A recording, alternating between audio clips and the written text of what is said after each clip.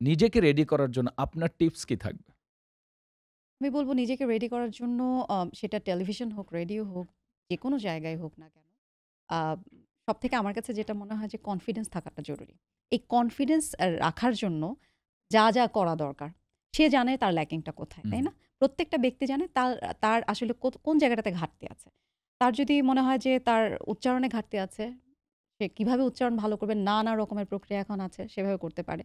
আর এখন তো YouTube এ অনেক আসলে হুম। ভিডিও দেখা যায় যে অনেক কনটেন্ট থাকে। তারপর যেটা বলব আমি নলেজ লেভেল বাড়ানো। এটা অনেক ইম্পোর্টেন্ট।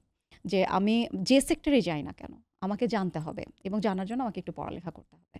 পত্রিকা হোক, টেলিভিশন হোক, আমি যেকোনো মাধ্যমে আমাকে জানতে হবে। আমি যে জায়গায় যাব না কেন, আমাকে যদি ইন্টারভিউ নেওয়া হয়, আমি যখন অডিশন দিতে যাব, আমাকে শুধু স্ক্রিপ্ট দেবে পড়ব সেটা নাও হতে পারে, তাই না? আমাকে অনেক কিছু জিজ্ঞেস করবে। এমনকি স্ক্রিপ্ট সেক্ষেত্রে ছাড়াও বলতে স্ক্রিপ্ট পারে। ছাড়াও যেমন বলতে আমাদের হতে এখানে পারে। কিন্তু হয় যে যে স্ক্রিপ্ট ছাড়া তুমি একটা অডিশন আছে। একটা টপিক দেয়া থাকবে, সেই টপিকে আপনাকে 20 মিনিটস কথা বলতে হবে। সেই ক্ষেত্রে আপনি জানেন কিনা টপিকটা সম্পর্কে আসলে আপনার কতটুকু ধারণা আছে, কিছুই না মাথা ব্ল্যাংক তাহলে কিন্তু পারবে না।